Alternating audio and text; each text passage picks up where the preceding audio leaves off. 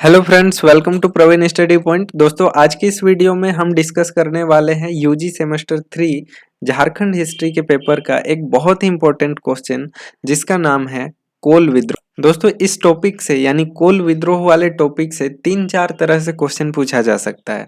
एक तो ये पूछा जा सकता है कि कोल विद्रोह का कारण क्या था, दूसरा कोल विद्रोह का स्वरूप क्या था, तीसरा कोल विद्रोह का परिणाम क्या था। ठीक है, तो इन तीनों क्वेश्चंस पे आपको चर्चा करने के लिए दे सकता है। ठीक है, नेक्स्ट क्वेश्चन ये भी पूछ सकता है कि कोल विद्रोह के कारण और परिणाम पर चर्चा करें। ठीक है, तो दोस्तों इन सभी क्वेश्चन को आपको बढ़िया तरीके से एग्जाम में लिखने के लिए, परफॉर्म करने के लिए आपको किन किन पॉइंट्स को याद रखने की ज़रूरत है और वो कौन से कीवर्ड्स हैं इस टॉपिक में जिसको अगर आप याद रखते हैं तो इन चारों पांचों क्वेश्चन को आप बहुत ही आसानी से डील कर सकते हैं। ठीक है, तो हम उन्हीं कीवर्ड्स को, उन्हीं की पॉइंट्स को आज डिस्कस करने वाले हैं। ठीक है, जिससे कि आप बड़े आराम से, बहुत आसानी से एक बहुत ही बेहतरीन उत्तर लिख सकते हैं। तो दोस्तों, सबसे पहले तो आप हमारे चैनल प्रवीण स्टडी पॉइंट को सब्सक्राइब कर ले, साथ ही बेल आइकन को भी जरूर प्रेस कर ले ताकि इसी तरह के वीडियो के लेटेस्ट अपडेट आपको सबसे पहले मिलते रहे। ठीक है, तो दोस्तों चलिए हम वीडियो को अब शुरू करते हैं। ठीक है दोस्तों, सबसे पहला पॉइंट है 1765 ईस्वी इलाहाबाद की संधि। ठीक है, इससे पहले हम ये जान लेते हैं, थोड़ा सा इसको हम बड़ा कर लेते हैं।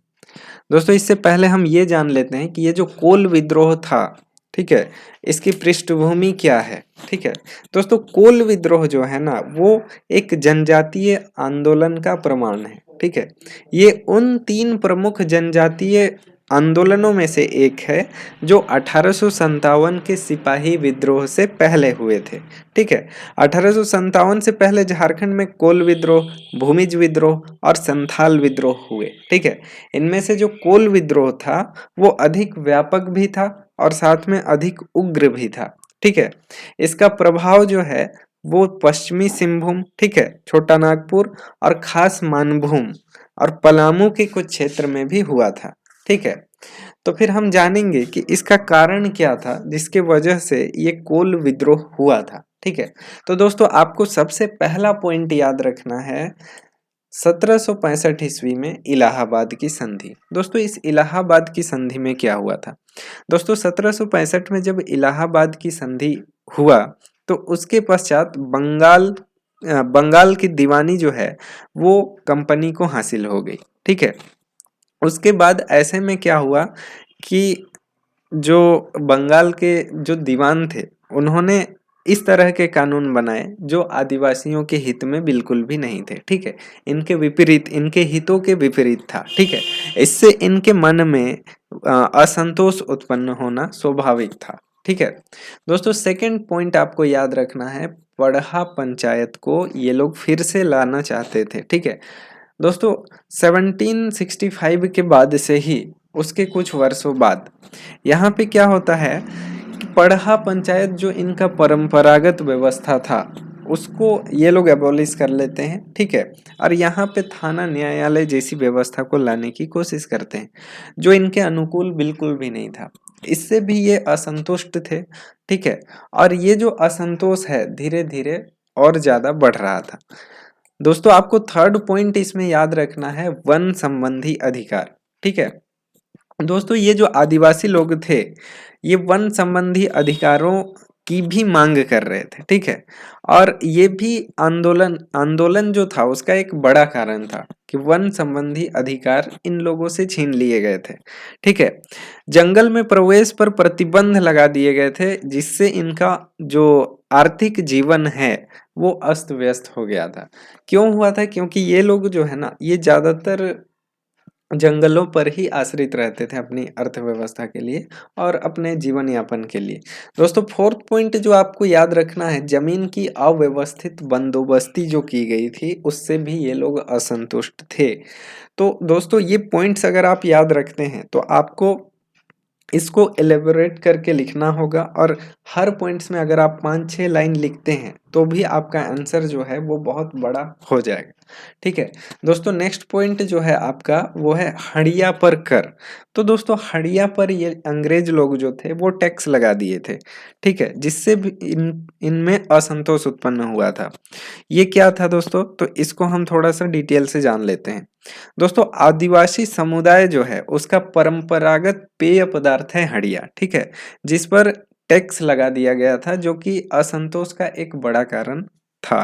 ठीक है दोस्तों, हड़िया जो है वो हड़िया पेय पदार्थ होने के साथ साथ धार्मिक रीति रिवाज में भी इसका प्रयोग किया जाता था।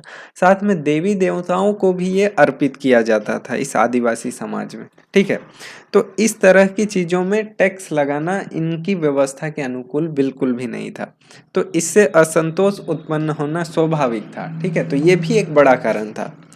दोस्तों नेक्स्ट पॉइंट जो है वो पढ़ा पंचायत थाना न्यायालय की स्थापना के लिए ये लोग मांग कर रहे थे, पढ़ा पंचायत की व्यवस्था की मांग कर रहे थे इन थाना न्यायालयों की स्थापना की जगह में। ठीक है, ये पॉइंट पहले भी लिखा जा चुका है। दोस्तों नेक्स्ट पॉइंट जो है वो सबसे बड़ा पॉइंट था, इसमें है छोटा नागपुर के राजा के भाई कोरहर नाथ शाही को खारपोश के सिंहभूम जिले के सोनपुर परगना में कुछ गांव दे दिए गए थे। ठीक है, छोटा नागपुर के राजा के भाई, ठीक है, जिसका नाम था कोरहर नाथ शाही, उसको खोरपोश के लिए सिंहभूम जिले के सोनपुर परगना में कुछ गांव दे दिए गए थे। ठीक है, जिसे उन्होंने उस क्षेत्र की मानकी मुंडाओं के स्थान पर मुसलमानों एवं सिखों को खेती के लिए दे दिया था। अब इस कोरहरनाथ शाही को तो दे दिए गए वहां के जमीन, ठीक है, वहां के कुछ गांव दे दिए गए, ठीक है, लेकिन ये कोरहरनाथ शाही जो है इस जमीन को मुसलमानों और सिखों को दे देता है, जबकि इनको मानकी मुंडाओं को देना चाहिए था।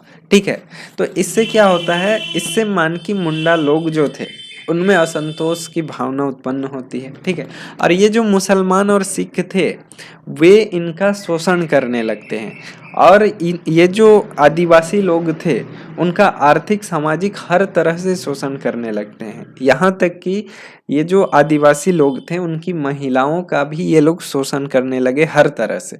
ठीक है, तो इससे क्या हुआ, एक तीव्र प्रतिरोध की भावना इनके मन में जागृत होने लगी और बहुत असंतोष जो था वो अब चरम सीमा तक जाने लगा। ठीक है, तब क्या हुआ कि पोरहाट के शासक ने भुक्तभोगियों को अपनी प्रतिक्रिया का आदेश दे दिया। उसी समय में पोरहाट का जो शासक था इस तरह के जो पीड़ा सह रहे लोग थे, ठीक है, यानी उत्पीड़क लोग जो थे, ठीक है, तो उनको इसने प्रतिक्रिया का आदेश दे दिया कि तुम लोगों को भी जो प्रतिक्रिया देनी है वो तुम लोग देना शुरू करो, और पोरहाट के शासक ने इसका समर्थन किया। ठीक है, इन लोगों ने सभी कोल लोगों की बैठक बुलाई। ठीक है, कहाँ पे बुलाई, तो तमाड़ के लंका गांव में। ठीक है, तमाड़ के लंका गांव में इन लोगों ने सभी मुंडा लोगों की बैठक बुलाई। उसके बाद क्या हुआ कि 11 दिसंबर 1831, ठीक है, 11 दिसंबर 1831 से यह विद्रोह सोनपुर के मान गांव से आरंभ हुआ। 11 दिसंबर 1831 ईस्वी से यह विद्रोह सोनपुर के मांग गांव से आरंभ हुआ। ठीक है, तो इस तरह की चीजें थी। नेक्स्ट आप देखिएगा दोस्तों, चार्ल्स मेटकॉफ जो है वो कहता है कि कृषक असंतोष मात्र न होकर आदिवासियों की स्वतंत्रता की लड़ाई है।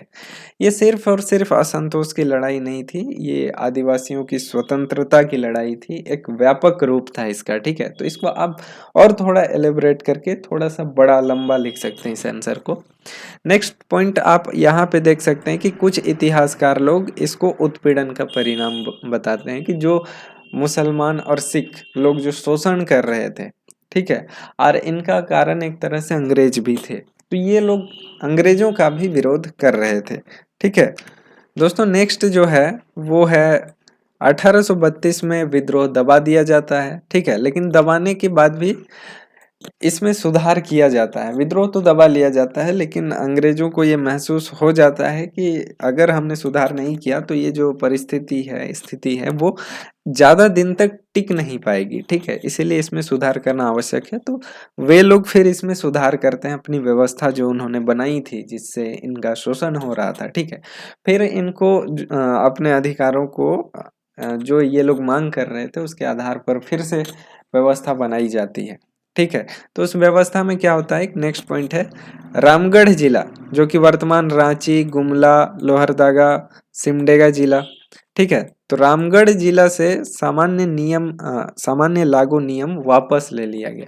तो रामगढ़ जिला जो था उससे सामान्य लागू नियम जो थे वो वापस ले लिए गए, और इस क्षेत्र को क्या किया गया कि नॉन रेगुलेशन प्रांत घोषित कर दिया गया, ठीक है?